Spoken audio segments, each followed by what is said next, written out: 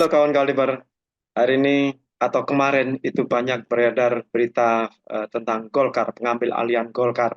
Tetapi ternyata bukan cuma Golkar yang diisukan akan diambil alih oleh orang yang di luar partai mereka. Hari ini akan kita bahas partai apa itu bersama Mas Indra Karismiaji. Mas Indra, Halo, Mas Edi Wahyudi dan kawan kaliber semuanya yang saya cintai. Kita jumpa lagi untuk membahas berita-berita perpolitikan nasional dari media mainstream. Kita kupas, kita analisa, supaya kita bisa menjaga kewarasan, kita berpikir kritis, supaya negara ini tidak diatur-atur oleh segelintir orang saja untuk kepentingan mereka, tapi kita kawal supaya tetap apapun yang terjadi, kepentingan rakyat harus diutamakan. Itu tujuan Kaliber. ya itu yang seperti saya buka tadi, ternyata bukan cuma Golkar yang terancam akan, bukan terancam ya, kalau Golkar sudah dalam proses ini. Ada Ya, lagi satu partai besar yang katanya itu akan diambil alih oleh orang di luar partai itu. atau Saya bacakan, ataunya tadinya di partai itu, Mas. ya, oh iya, sekarang di luar kan. Dari detik.com, Megawati, titik dua. Ada orang mau ambil alih PDIP. Aih, gawat gile. Ketua Umum PDIP Megawati Soekarno Putri mengungkap ada pihak yang berencana mengambil partainya PDI Perjuangan. Dia menyampaikan itu saat bicara soal permintaan agar dirinya menjadi ketua umum kembali. Megawati awalnya menyebut dirinya sudah berusia 77 tahun. Dia menyebut banyak pihak yang meminta dirinya menjadi ketua umum lagi. Saya umur 77. Kalau menurut dari peraturan udah pensiun tahu. Ini kamu bla bla bla. Ibu minta jadi ketua umum lagi. Kalau orang kan seneng banget ya. Aku bilang sama Asto, gue pikirin dulu ya toh. Gue rasanya kepingin gue juga kumpul sama keluarga. Ini disuruh jadi ketum lagi, kata Megawati. Megawati kemudian menyebut ada pihak yang mau mengambil alih PDIP. Megawati menyebut pihak tersebut tidak mengerti harga kehormatan.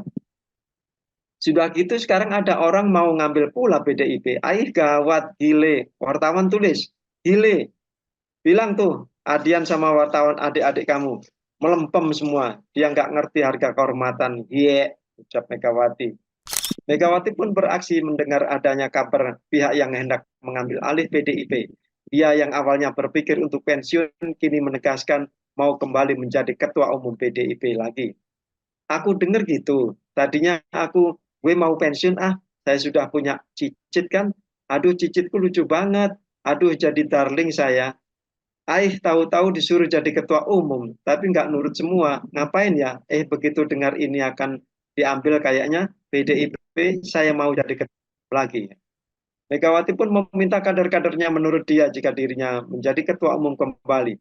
Dia menegaskan tidak ikut dengan pihak yang hendak mengambil PDIP. Keren apa enggak? Ayo, bener enggak? Tapi mesti nurut perintah saya. No, iya makanya manis-manis aja sama saya. Lu mau gosok-gosok orang, lu gosok deh wartawan. Keren nggak? Ini mau 17 Agustus loh. Gila dipikirnya saya takut. Loh keren. Kalau saya dipanggil sama KPK, kalian pada ngikut semua ya? Gile. Emangnya saya pernah main korupsi atau apa? Cari aja deh sampai capek saya mikirin. Agak agak susah saya baca menurut dialeknya Bu Mega ya. Tapi itulah kira-kira. Jadi Bu Mega bersedia jadi ketua umum lagi karena ada pihak yang akan mengambil alih PDIP. Dikhawatirkan nanti nasibnya seperti Golkar gitu ya. Ya, jadi ini kan Bu Mega menyampaikan unek-uneknya ini kemarin pada saat beliau mengumumkan calon-calon kepala daerah yang diusung oleh Partai Demokrasi Indonesia Perjuangan kan, PDIP.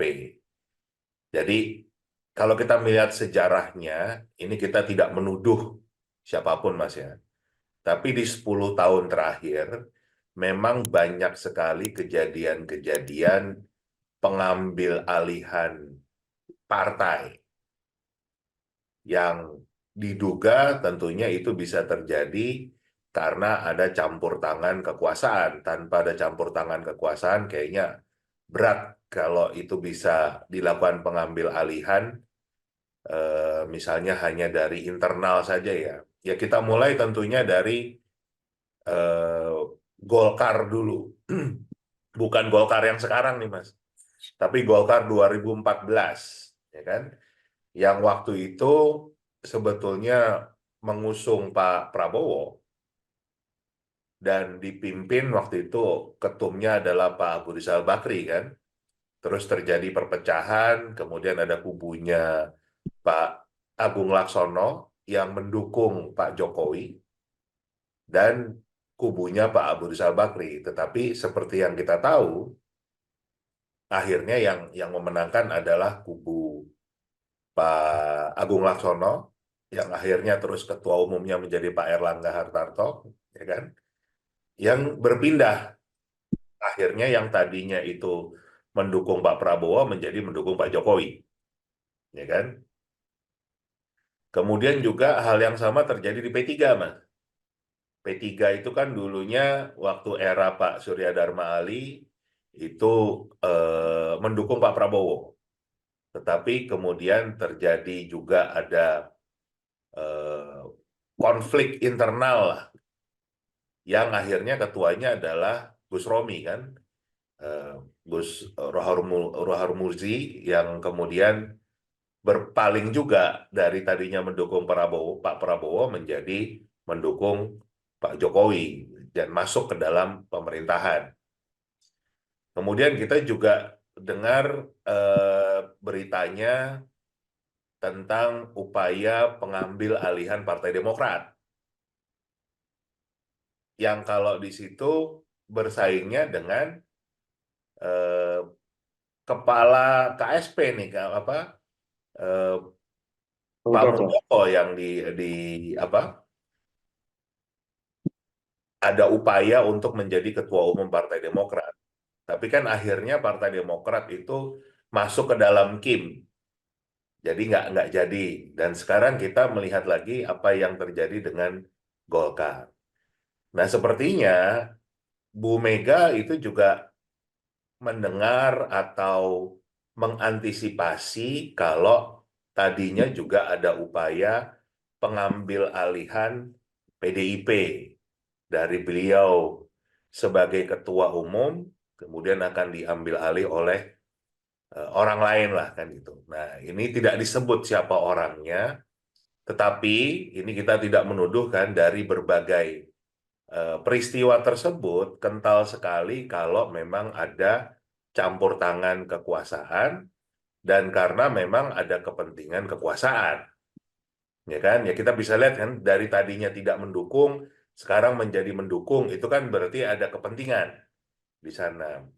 Ya terserah orang mengatakan apa, tidak cawe-cawe, tidak eh, ada apa, campur tangan, tetapi kan kalau kita ngelihat ujungnya itu ternyata ada perubahan kan. Kalau tadinya kutub selatan jadi kutub utara, yang tadinya tidak mendukung menjadi mendukung, berarti kan memang ada upaya untuk kenapa perubahan itu terjadi, untuk mengubah konstelasi. Nah, sebetulnya yang membahayakan buat bangsa Indonesia ini satu, kita terutama untuk bagaimana kita mendidik generasi muda, Mas. Peristiwa-peristiwa ini itu menunjukkan bahwa untuk melakukan sesuatu, mendapatkan sesuatu, itu tidak dimulai dari bawah. Jadi ibaratnya kalau kita mau memetik buah itu nggak usah nanam pohonnya dulu gitu. Nanam bibitnya, kita kasih pupuk, kita kasih air yang cukup sehingga nanti pohonnya tumbuh besar, berbuah, baru kita petik. Kalau di sini yang muncul dan akan tertanam di otak para generasi muda kita, anak cucu kita adalah, ya biarkan yang nanam itu orang lain, begitu sudah berbuah, ambil alih itu pohonnya. Kan kan gitu yang akhirnya muncul kan. itu sangat berbahaya karena kita tidak mengajarkan bagaimana proses kerja keras, integritas, tetapi bagaimana caranya kalau kamu punya kekuasaan, ya gunakanlah kekuasaan itu untuk kepentingan dirimu. Dan bagaimana bisa memperpanjang kekuasaan itu dengan menghalalkan segala cara, apapun digunakan. Itu yang sangat kita sayangkan dan itu akan berbahaya. Mungkin orang tidak, pelaku-pelaku ini tidak memikirkan dampaknya, tapi saya sebagai orang pendidikan, dampak ini yang justru paling berbahaya. Kita kan tadi harusnya mengajarkan ya kalau mau menanam, mau memetik buah, kita mau panen, ya mulai dari bawah dulu bagaimana bibit itu ditanam. Kita mulai dari milih bibitnya, mencari tempat untuk menanamnya kan gitu, memberikan pupuk sampai terus dirawat sampai berbuah sampai panen. Itu kan yang wajar, ya kan? Tapi yang ditunjukkan sekarang nggak usah, pokoknya kamu nanam-nanam. Kalau orang lain sudah mulai panen, kita justru ambil alih, kita rebut pohon-pohon tersebut. Nah, itu yang sangat disayangkan. Mudah-mudahan dengan adanya kaliber ini, masyarakat Indonesia semakin semakin paham kalau pola-pola yang seperti ini dampaknya itu buruk buat masa depan bangsa ini. Karena anak muda kita, generasi penerus kita diajarkan untuk menghalalkan segala cara untuk mendapatkan keinginannya. Nah, itu yang kita tidak ingin itulah. Kita ingin justru anak muda kita itu terbiasa untuk bekerja keras, ya kan? Dari bawah. Itu dampak terburuk sebetulnya yang muncul dengan eh, peristiwa-peristiwa ini. Sekali lagi kita tidak menuduh siapapun orangnya, tetapi dengan banyaknya peristiwa terjadi, ya kan? Itu kita bisa melihat sebetulnya siapa yang paling banyak punya kepentingan. Yang Ya, kedua adalah dengan peristiwa seperti ini, itu betul-betul akan eh, demokrasi kita akan semakin hilang, bahkan bisa mati karena parpol ini tidak memiliki independensi, kan tidak memiliki kemerdekaan untuk menyalurkan aspirasinya, untuk memberikan ruang kepada kader-kadernya untuk melihat dari sudut pandang yang berbeda, karena ini kan dipaksa untuk punya sudut pandang yang sama. Kalau tadinya bertentangan, sekarang harus sama dengan cara diambil alih misalnya partainya. Nah, itu yang kita lihat terjadi. Atau justru juga malah eh, ini ada dugaan kan, memang pengambil alihan partai ini juga ada hubungannya dengan bagaimana melanggengkan kekuasaan.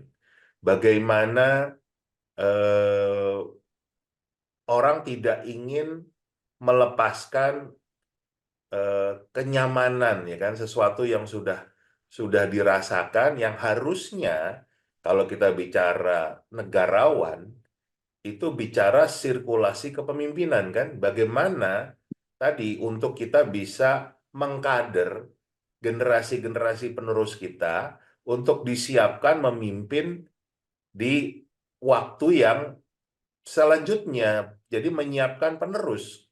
Kan harusnya yang namanya negarawan, bahkan seorang pemimpin, itu berpikirnya demikian. Bukan bagaimana caranya kalau kita sudah memimpin, ya kita perpanjang terus. Itu kan cara berpikir diktator ya, cara berpikir orang yang tidak memikirkan bangsa ini. Karena apapun ceritanya kan, saya, Mas Edi kan nggak bisa hidup selama-lamanya kan. Kita kita justru harus berpikir bagaimana terjadi sirkulasi, bagaimana. Jadi yang pemimpin yang baik itu adalah yang menciptakan pemimpin-pemimpin baru, bukan menciptakan pengikut-pengikut yang banyak, tapi menciptakan pemimpin-pemimpin baru. Itu yang tidak muncul dengan kejadian-kejadian seperti ini, Mas. Nah, ini mudah-mudahan sih kita di Kaliber ini kan mengingatkan kawan Kaliber, mengingatkan bangsa Indonesia kalau peristiwa-peristiwa ini sepertinya kan tidak berhubungan dengan kita secara langsung. Mungkin banyak yang bukan kader partai, banyak yang mungkin apatis terhadap peristiwa politik yang merasa ini nggak penting. Tapi itu akan berhubungan karena semua kebijakan yang muncul itu ya kebijakan politik kan. Nah itu yang kita juga harus pahami kalau eh, kepentingan kita sebagai rakyat itu harus diperjuangkan. Dan untuk bisa diperjuangkan itu harus ada penyeimbang. Tidak semua punya pandangan yang sama dan itulah kenapa kalau untuk menjaga demokrasi kita harus punya kelompok-kelompok terutama di legislatif ya yang menjadi oposisi atau punya pandangan yang berbeda dengan pemerintah. Tidak semuanya itu sama. Kurang lebih gitu, Mas. Ini yang Ya, kita bisa lihat dari peristiwa ini. ya. Kalau dari pandangan saya, negara kita ini masih menganut demokrasi, Mas. Tapi ada dua sisi demokrasi kan. Satunya sistem demokrasi, satunya kultur demokrasi. Nah, secara formal kita tetap menjalankan sistem itu. Ada pemilu, ya, ada pemilihan ini, pemilihan itu, yang berujung terpilihnya satu orang atau satu partai yang dominan. Tapi secara kultur mereka eh, mewariskan kekuasaan pada anaknya, kepada menantunya. Tapi dengan menggunakan sistem demokrasi. Jadi demokrasi yang seolah-olah. Nah, ini yang sedang terjadi nih di negeri kita ini. Nah, yang memprihatinkan setelah Golkar, kalau benar ini eh, direncanakan diambil alih oleh orang orang di luar partai setelah Golkar, nanti PDIP. Nah, ini kan ini sangat memprihatinkan dan akan makin memprihatinkan kalau misalnya terjadi juga di partai-partai lain yang memiliki apa namanya konstituen besar gitu ya, jumlah konstituen besar. Kalau menurut Mas Indra, apakah kamuflase-kamuflase yang seolah-olah ini tadi itu bisa dipatahkan nanti di hari-hari mendatang setelah pemerintahan Prabowo ini mulai berjalan? Gitu? Ya semua sebetulnya tergantung rakyat, Mas. Bagaimana eh, rakyat ini ingin negara ini dibawa kemana, bagaimana proses kepemimpinan, ketatanegaraan ini kan semua memang kedaulatan ada di tangan rakyat. Tapi kini kan ada upaya mengkebiri kedaulatan tersebut dengan pola-pola yang kalau istilahnya Mas Edi tadi kan kamuflase. Jadi seakan-akan kan banyak kelompok yang mengatakan, oh demokrasi kita masih terjaga dengan baik kok. Buktinya masih ada pemilihan umum, itu kan pilihan rakyat. Tetapi yang mereka tutupi adalah rakyat itu sebetulnya sudah dipilihkan dulu kan gitu. Jadi bukan betul-betul dari bawah itu keinginan rakyat itu misalnya seperti apa dan kemudian dipilih lagi. Kalau ini kan kita tuh modelnya adalah para elit sudah menyiapkan dulu pilihan, baru kita rakyat memilih kan. Jadi dari atas ke bawah dulu, baru bawah ke atas. Agak berbeda dengan negara-negara demokrasi lain yang memang semuanya dari bawah ke atas gitu. Jadi ada proses gitu loh, ada proses untuk memang yang terbaik dari yang terbaik untuk bisa eh, dipilih gitu. Ya contoh aja misalnya ya, kan orang suka membandingkan antara George Bush senior yang pernah menjadi presiden Amerika di tahun 90-an awal ya sebelum Bill Clinton ya. Itu dan kemudian dengan putra kandungnya George W. Bush itu yang di tahun 2000-an setelah Bill Clinton. Itu kan memang kelihatannya loh ini apa berarti diturunkan dong. Ini menggunakan politik dinasti. Agak berbeda karena George Bush putranya George Bush senior itu bisa maju sebagai calon presiden dari Partai Republik itu melalui konvensi dulu kan gitu. Jadi harus bertanding dulu dengan calon-calon lain dan itu terbuka juga konvensinya itu terbuka baru beradu di tingkat nasional melawan kandidat dari Partai Demokrat. Jadi bukan bukan memang ujuk-ujuk sudah ditunjuk, oke. Dan itu juga terjadinya bukan saat eh, George Bush Senior itu menjabat loh, Mas. Ya. Ada jedanya kan gitu. Ada 2 periode jeda pimpinan Amerika Serikat yang dipimpin oleh Partai Demokrat, oleh Bill Clinton. Yang muncul sekarang kan betul-betul pada saat masih berkuasa itu seolah-olah ya kan ini menjadi pilihan rakyat, padahal kita semua tahu ya, contoh saja lah yang juga terbuka lebar ya, eh, MK itu sudah mengatakan terjadi pelanggaran etika berat kan, dalam pengubahan undang-undang pemilu itu, masalah masalah sudah menjabat menjadi kepala daerah, bahkan sebetulnya dikatakan waktu eh, masing-masing anggota majelis hakim itu menyampaikan pilihannya, sebetulnya disepakati adalah jabatan gubernur untuk kepala daerahnya, bukan jabatan wali kota atau bupati. Tapi kan tiba-tiba berubah menjadi wali kota atau bupati. Dan akhirnya kita tahu siapa yang maju dan apa hubungannya dengan pemerintah yang ada sekarang. Nah, itu yang dan kita melihat kan dari kacamata internasional, indeks demokrasi kita memang turun, ya kan? Jadi kalau ada kelompok-kelompok yang kemudian menunjukkan enggak kok demokrasi kita baik-baik saja, buktinya masih ada pemilu. Kalau dasarnya hanya itu, nggak mungkin indeks demokrasi kita turun, kan? Ini kan justru ada rekayasa, ada kamuflase tadi, yang seolah-olah memang ini adalah pilihan rakyat, padahal rakyat itu nggak punya pilihan, karena memang tinggal itu saja kan gitu loh. Jadi bukan dari bawah, jadi ada orang-orang yang memang punya kompetensi, memang punya kepedulian terhadap rakyat, kemudian maju ke panggung nasional, ya, beradu dengan tokoh-tokoh lain, kemudian misalnya rakyat disuruh milih yang terbaik dari yang terbaik. Kalau yang sekarang, rakyat itu memilih siapa yang disiapkan oleh para elit. Itu kan begitu prosesnya. Nah, ini kembali kita ini bagian dari perjalanan hidup kita bernegara ya. Mudah-mudahan sih rakyat secara mayoritas melihat kalau ini bukan merepresentasikan aspirasi mereka.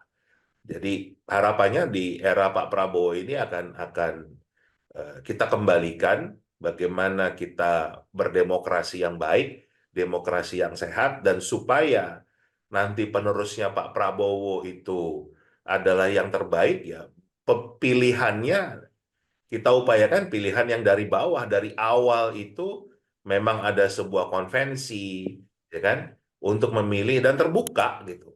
Siapa yang terbaik muncul. Kalau sekarang kan tiba-tiba aja sudah tinggal seperti itu pilihannya. Gitu, Mas. Ya, itu tadi kawan Kaliber, kalau di pertengahan dialog kita ini Mas Indra menyinggung soal kemerdekaan gitu ya. Nah, ini kan ada momentum momentum yang bagus, 17 Agustus ini ulang tahun kemerdekaan Republik Indonesia, negara kita. Mudah-mudahan momentum ini juga menjadi momentum baik untuk rakyat supaya merdeka, berserikat, merdeka, berdemokrasi.